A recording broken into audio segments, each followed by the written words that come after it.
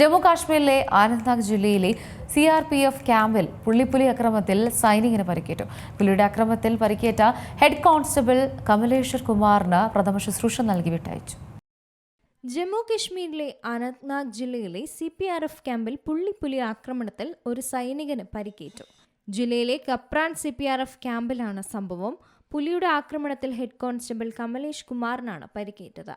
പ്രാദേശിക പ്രാഥമികാരോഗ്യ കേന്ദ്രത്തിൽ അദ്ദേഹത്തിന് പ്രഥമ ശുശ്രൂഷ നൽകിയതായും ക്യാമ്പിൽ തിരിച്ചെത്തിച്ചതായും ഉദ്യോഗസ്ഥർ പറഞ്ഞു. CPRF ക്യാമ്പിൽ ഉദ്യോഗസ്ഥർ പ്രഭാത ഭക്ഷണം കഴിക്കുന്നതിനിടയിലാണ് സംഭവമുണ്ടായത്. പുള്ളിപ്പുലി വഴിതെറ്റി അകത്ത് കടന്നുവെന്നാണ് ഉദ്യോഗസ്ഥർ പറയുന്നത്. പുള്ളിപ്പുലിയെ സുരക്ഷിതമായി മാറ്റാൻ വന്യജീവി സംരക്ഷണ വകുപ്പ് ഫീൽഡ് സ്റ്റാഫിന്റെ സഹായവും തേടിയിട്ടുണ്ട്. അടുത്തിടെ വടക്കൻ കശ്മീരിലെ സോപ്പോറിലെ ഒരു ഗ്രാമത്തിൽ ഒരു പുള്ളിപ്പുലി ആട്ടിൻകൂട്ടത്തെ ആക്രമിച്ച് 7 പേരെ കൊല്ലുകയും നിരവധി പേർക്ക് പരിക്കേൽക്കുകയും ചെയ്തിരുന്നു. ഈ സംഭവം ഗ്രാമവാസികളിൽ ഭീതി ജനിപ്പിച്ചിരിക്കുകയാണ്.